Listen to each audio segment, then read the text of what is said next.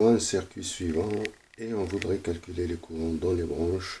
Donc je vais utiliser deux méthodes, la méthode des courants de maille et puis la résistance équivalente et puis diviseur de courant pour calculer les courants dans les branches. Alors je choisis un sens du courant, donc dans ce sens, le sens du courant I3 dans ce sens et puis I2. Alors la première méthode, je vais calculer la résistance équivalente. Donc on a ces trois qui sont en série. Et puis ces trois qui sont en parallèle avec R2.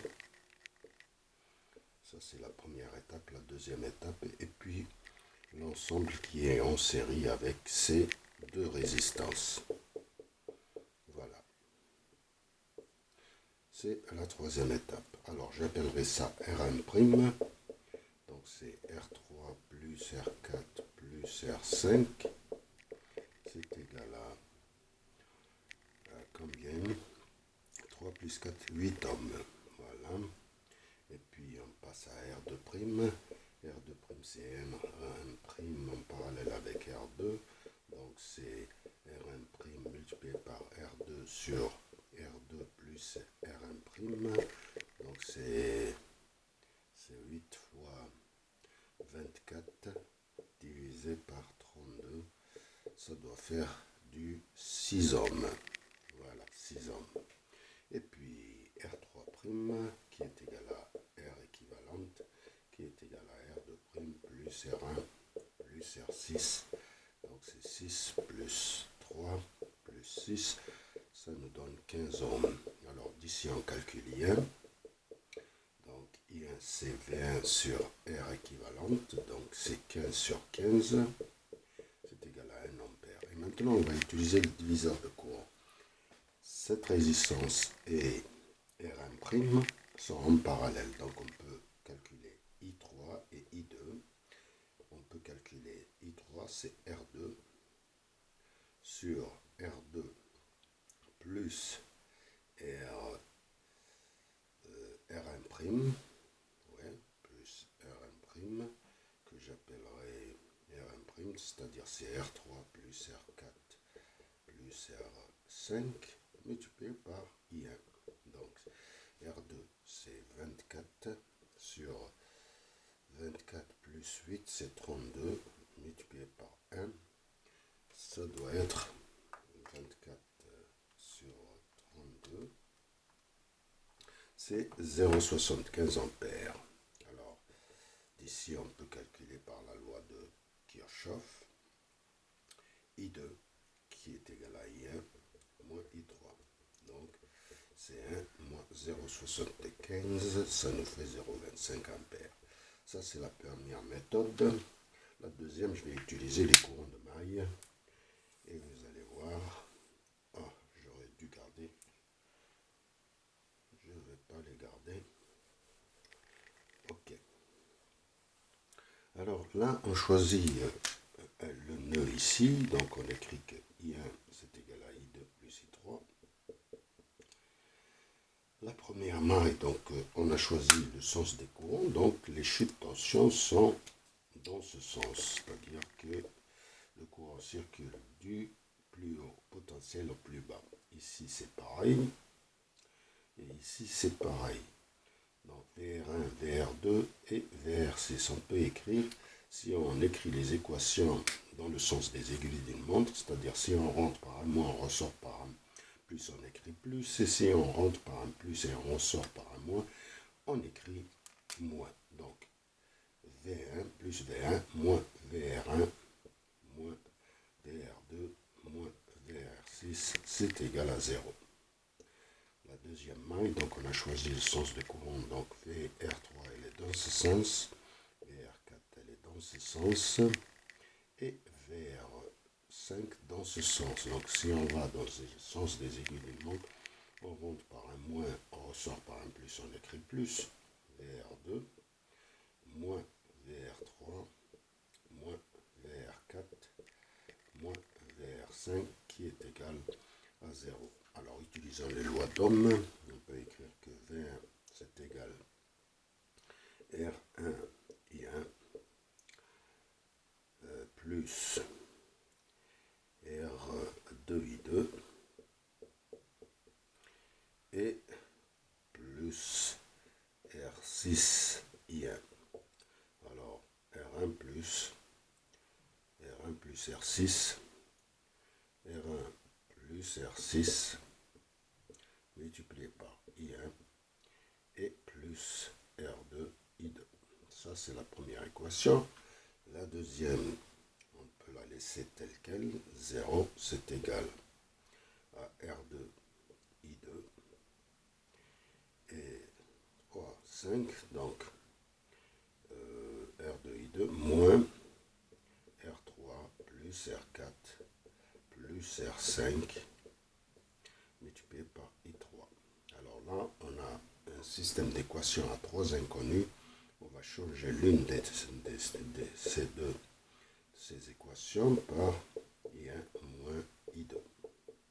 Alors, on change I1, I3 par I1 moins I2 et on aura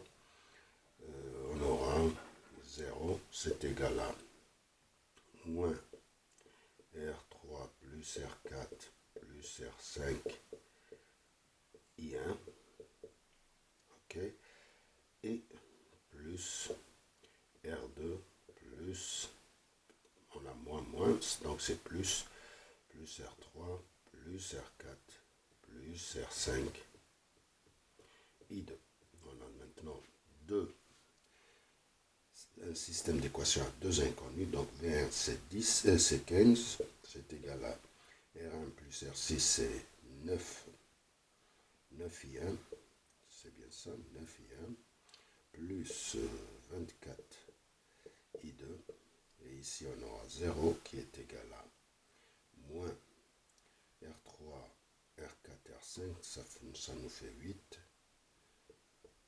plus 24 plus 8, 32 I2. On a un système d'équations, on peut le résoudre ou bien on prend l'une des équations, on aura, si on prend la seconde équation, on aura 8 I1 qui est égal à 32 I2. C'est-à-dire que I1 c'est égal 32 sur 8 I2. 32 sur 8 c'est 4. Voilà, c'est 4 I2. Alors 4 I2, I1 c'est 4 I2. Je le remplace ici. 4 I2. Et je calcule le I2. Donc je prends la première équation.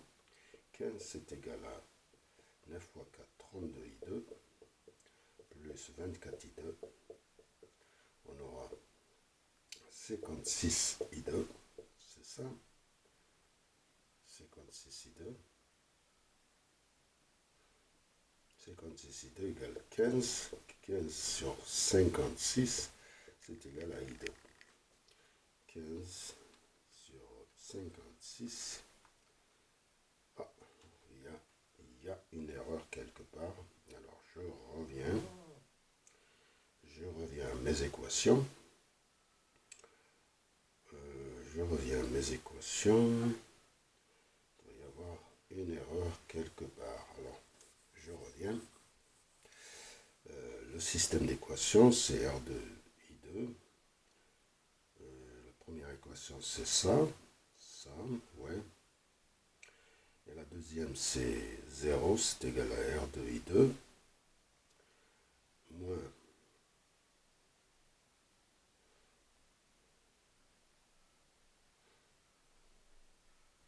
alors je reprends cette équation, je vais voir où je me suis trompé. VR2, 0, c'est égal à R2I2, moins R3 plus R4 plus R5, I3. Alors, 0, c'est égal à R2I2, moins R3 plus R4 plus R5, I3, on a dit que c'est I1 moins I2, I1 moins I2,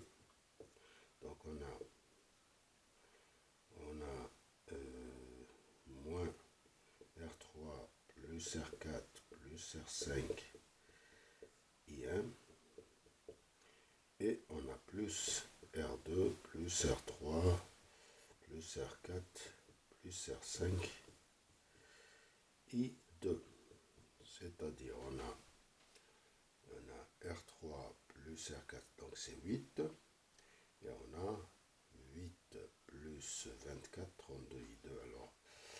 Alors pourquoi je me suis trompé?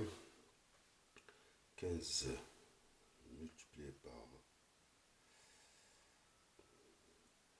Alors ici on a 8 I1 qui est égal à 32 I2.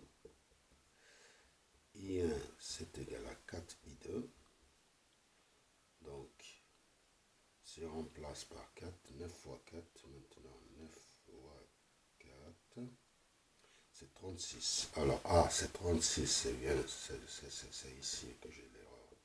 C'est 36 I2 plus 24 I2. Donc on a 60 I2. Donc I2 c'est égal à 15 sur 60. Voilà, l'erreur c'est ici. 15 sur 60, donc c'est 0,25 ampères. Voilà, on a retrouvé l'erreur, 0,25. Et d'ici on peut calculer I1. I1 c'est 4 fois 0,25, donc c'est 1 ampère. Et puis I3 c'est I1 moins I2, donc c'est 0,75 ampères. Voilà, j'ai terminé et je vous remercie.